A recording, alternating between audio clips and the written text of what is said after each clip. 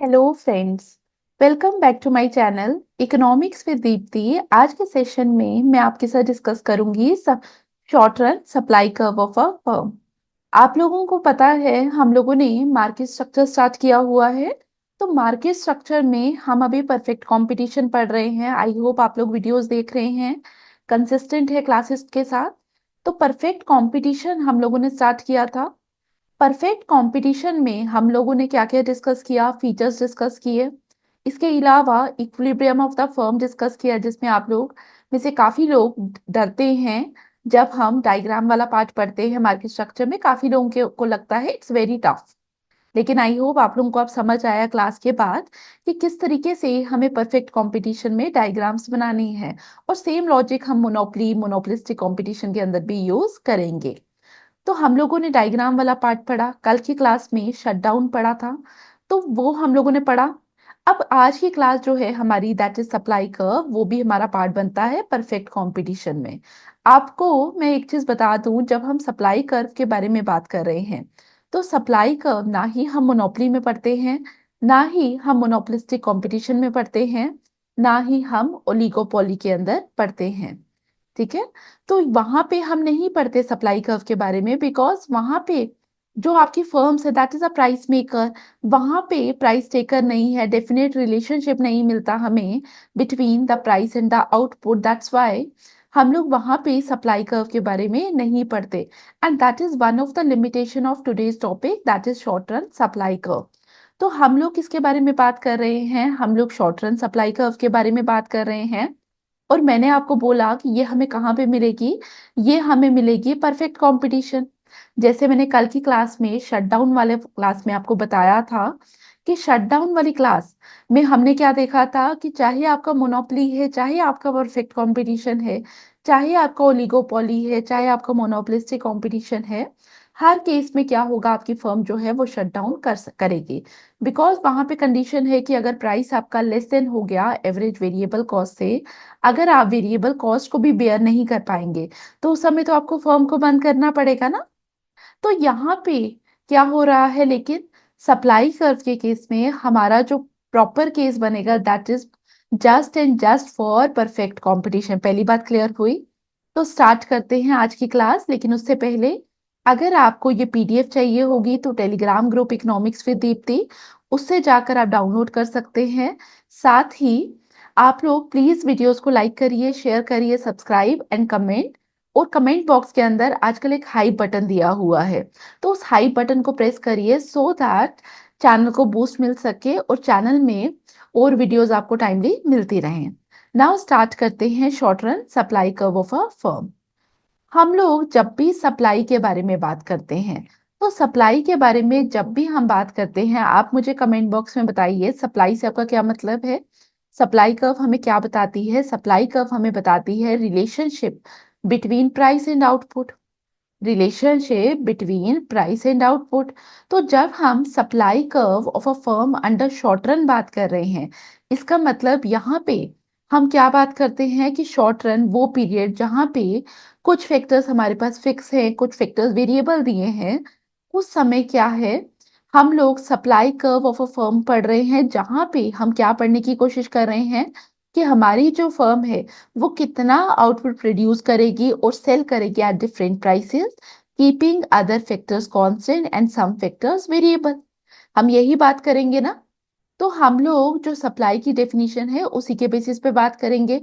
पहले मैं आपको समझाऊंगी short run supply curve of a firm, diagram वाला पार्ट भी समझाऊंगी। उसके बाद हम पीडीएफ को एक बार रीड करेंगे सो दैट आपको अच्छे से क्लैरिटी मिल सके। और जितनी भी क्लासेस मैंने अभी तक आपको परफेक्ट कंपटीशन की पढ़ाई है उसी के बेसिस पे हम बात करेंगे। तो हम लोग क्या बात कर रहे हैं? हम लोग बात कर रहे हैं कि यहाँ पे बेसिकली क्या हो रहा है कि जब हमारी फर्म है, हमारी फर्म जब प्रोडक्शन कर रही है, तो हमारी फर्म जब प्रोडक्शन कर रही है तो उस समय परफेक्ट कंपटीशन में हम डायग्राम कैसे बनाते थे? इस तरीके से।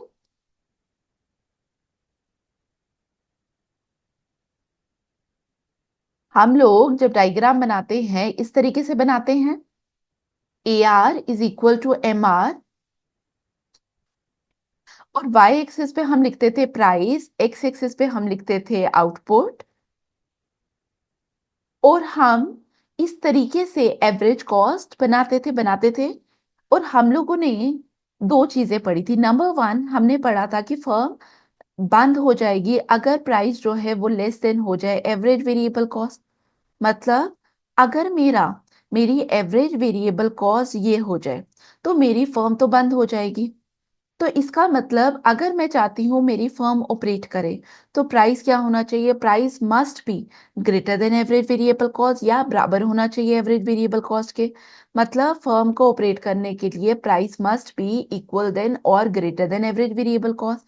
इसका मतलब ये वाला जो पार्ट है जहां पे प्राइस लेस देन हो जाएगा एवरेज वेरिएबल कॉस्ट के, मतलब यहां से इसके नीचे वाला पार्ट जो है, यहां से ये जो पार्ट है मेरा, ये तो मेरे लिए रिडंडेंट हो जाएगा, ये मेरे लिए काम का ही नहीं है। बिकॉज यहाँ पे क्या है, यहाँ पे डेफिनेटली एवरेज वेरिएबल कॉस्ट के नीचे ही है ना प्राइस। मतलब अगर मुझे ऑपरेशनल होना है, अगर मैं चाहती हूँ मैं ऑपरेट करूँ, तो उसके लिए मुझे क्या करना पड़ेगा? उसके लिए मुझे कम से कम भी यहाँ पे मेरे को प्राइस सेट करना पड़ेगा, यहीं पे प्राइस सेट करना पड़ेगा। तो कहने का मतलब है, मैं बोलूंगी अगर मेरा प्राइस P1 है तो मेरे लिए काम करना मुश्किल हो जाएगा और मैं शट डाउन करूंगी, शट डाउन कर दूंगी at P1, because at P1 price is less than your average variable cost. तो मुझे ऑपरेट करने के लिए प्राइस कहाँ पे करना पड़ेगा? P2। और अगर मैं प्राइस P2 पे काम कर रही हूँ तो हमारे पास कंडीशन क्या होती है इक्विलिब्रियम के लिए? जब हम इक्विलिब्रियम प्राइस और इक्विलिब्रियम आउटपुट फाइंड आउट करते हैं तो वहां पे क्या होता है? MR is equal to AR is equal to price is equal to MC, यही कंडीशन होती है। ठीक है, आई होप आपको कंडीशन याद आ रही है। तो ये कंडीशन होती है। ठीक है, परफेक्ट कंपटीशन में यही कंडीशन बनती है ना, because MR is equal to MC करते हैं और अल्टीमेटली MC और प्राइस को हमें इक्वेट करना पड़ता था। तो हमें हमारी MC और प्राइस, मतलब मेरा Q1 आउटपुट प्रोड्यूस होगा एट P2 प्राइस। अगर मैं प्राइस फर्दर बढ़ाऊं, प्राइस फर्दर बढ़ाकर मैं यहाँ पे कर दूं, तो ये प्राइस फिर से मेरा क्या होगा? P3 प्राइस मेरा ग्रेटर देन है एवरेज वेरिएबल कॉस्ट के, एवरेज वेरिएबल कॉस्ट की कर्व से तो ऊपर है। तो यहाँ पे भी मैं ऑपरेट करूंगी। लेकिन अगर मुझे यहाँ पे ऑपरेट करना है तो यहाँ पे ऑपरेट करने के लिए मुझे फर्दर क्या देखना पड़ेगा? ये कंडीशन। और ये कंडीशन क्या है? MC is equal to price. This is my P3 के करस्पॉन्डिंग MC का पॉइंट कौन सा? ये। और यहाँ पे मेरा Q2 आउटपुट प्रोड्यूस हो रहा है। लाइक वाइज अगर मैं प्राइस P4 कर दूं, P4 प्राइस कर दूं, P4 के corresponding MC is equal to price करेंगे हम, MC is equal to price like this. ठीक है, यही करेंगे। तो कहने का मतलब है, मैं आपको क्या समझाने की कोशिश कर रही हूं यहाँ पे, कि हमारा जो पॉइंट है, पहले मेरा सप्लाई कर्व का पॉइंट क्या बन रहा है? एवरेज ये वाला, फिर ये वाला, फिर ये वाला, ये वाला, यही पॉइंट बन रहा है। तो इसका मतलब हमारा जो सप्लाई कर्व है, जो हमें रिलेशन बता रही है बिटवीन प्राइस एंड आउटपुट, यही पॉइंट्स बता रहे हैं ना। इसी पॉइंट के करस्पॉन्डिंग मेरे पास आउटपुट है, इसी पॉइंट के करस्पॉन्डिंग मेरे पास प्राइस लेवल है। इसी पॉइंट के करस्पॉन्डिंग, पॉइंट बी के करस्पॉन्डिंग मेरे पास आउटपुट है Q2 और प्राइस है P3। Like wise Q3 output है मेरे पास C पॉइंट के करस्पॉन्डिंग और प्राइस है P4। यही है। तो कहने का मतलब है जो मेरे पास पॉइंट्स आ रही हैं ऑन द सप्लाई कर्व, वो कहाँ पे है? These are basically the points on the marginal cost curve. ठीक है, these are basically the points on the marginal cost curve. अगर ये मेरे पास पॉइंट्स हैं on the marginal cost curve, इसका मतलब क्या है? कि मेरा सप्लाई कर्व एक पोर्शन है मार्जिनल कॉस्ट कर्व का। कौन सा पोर्शन है? That lies above the average variable cost, because इसके नीचे तो रिडंडेंट है। इसके नीचे तो मैं बोल रही हूँ कि मेरी तो सप्लाई कर्व है ही नहीं, मैं प्रोडक्शन ही स्टॉप कर दूंगी। तो मेरा जो सप्लाई कर्व है that is above the average variable cost, यही है, that is above the average variable cost. तो मेरा सप्लाई कर्व क्या होगा? सप्लाई कर्व मेरा मार्जिनल कॉस्ट का ही पार्ट है, बट कौन सा मार्जिनल कॉस्ट का part? That lies above the average cost. मतलब marginal cost curve that lies above the average cost curve, average variable cost curve. Is my supply curve, is my supply curve, समझ आया? ठीक है, तो अब हम diagram मैंने आपको समझा दी। ठीक है, अब मैंने आपको समझा दिया कि किस तरीके से बनेगा। अब राइटर पढ़ेंगे सो दैट आपको अच्छे से क्लियर हो सके।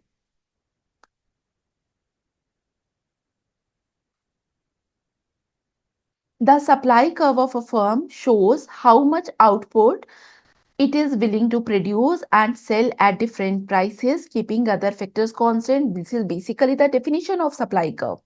In the short run, some factors like plant size, machinery are fixed, while other, that is labor, raw material are variable. अब cost conditions के बारे में बात करेंगे. The firm incurs fixed cost that must be paid even if no output is produced. इसका मतलब हम fixed cost के लिए तो concern नहीं है. Starting में fixed cost recover नहीं होती. But the firm will produce only if the revenue cover at least the variable cost. मतलब प्राइस अगर less than average variable cost है तो फर्म क्या करेगी? शट डाउन करेगी इन द शॉर्ट रन. हमने कल की क्लास में भी देखा था. A competitive firm maximizes price profit where price is equal to marginal cost. ठीक है, मैं इस कंडीशन पे बात कर रही हूँ. इस condition MC is equal to MR is equal to AR is equal to price. और यहां से हम लोगों ने कौन सा पार्ट लिया? हमने MC is equal to price का पार्ट लिया. हम लोगों ने ये वाला लिया MC is equal to price. तो हम यहाँ पे इसके बारे में बात कर रहे हैं. The firm supply curve is derived from its marginal cost, मैंने अभी आपको समझाया. But the portion of marginal cost below average variable cost is not part of supply, because वहां तो प्रोडक्शन ही नहीं हो रहा ना. Only the portion of marginal cost curve above minimum average variable cost represents the short run supply curve. इसके लिए हम लोगों ने क्या किया था? इसके लिए हम लोगों ने डायग्राम बनाई थी. कैसे डायग्राम बनाई थी? Like this.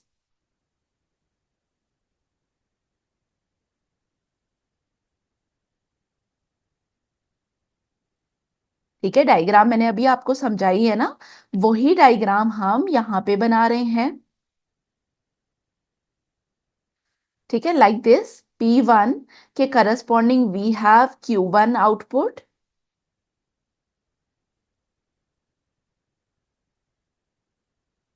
P1 के corresponding we have Q1 output. अगर मेरा प्राइस में बढ़ा दूं तो लाइक दिस, प्राइस फर्दर बढ़ा दूं लाइक दिस. P2 के करस्पॉन्डिंग, P2 के corresponding, just a second, P1 के करस्पॉन्डिंग मैंने बोला Q1 आउटपुट है. अगर हम P2 के करस्पॉन्डिंग बात कर रहे हैं तो वी हैव Q2 आउटपुट. और P3 के corresponding we have Q3 output. तो आप लोगों को दिख रहा है जो ये पॉइंट्स है A B C, ये मुझे क्या बता रहे हैं? These point basically represents the relationship between price and quantity. और सप्लाई कर्व तो मेरा यही इंडिकेट करता है. तो कहने का मतलब है यहाँ पे जो मेरा पोर्शन अबव है एवरेज वेरिएबल कॉस्ट के, like this, just a second,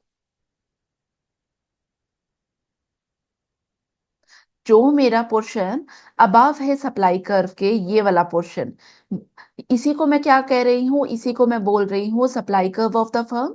और ये किसका पार्ट है? This is basically the part of marginal cost curve. ये मार्जिनल कॉस्ट कर्व का पार्ट है. और कौन सा पार्ट है जो लाई कर रहा है above the average variable cost? तो कल की डेट में कहीं आपको एग्जाम में ऑब्जेक्टिव देखने को मिले तो एवरेज कॉस्ट और एवरेज वेरिएबल कॉस्ट पे कंफ्यूज मत होना. मैंने क्लासेस में आपको अच्छे से समझाने की कोशिश की है एंड आई एम एज्यूमिंग कि अब आपको चीजें अच्छे से समझ आ रही हैं. तो फीचर्स क्या देखने को मिले? सप्लाई स्टार्ट हो रही है only when price is greater than or equal to average variable cost.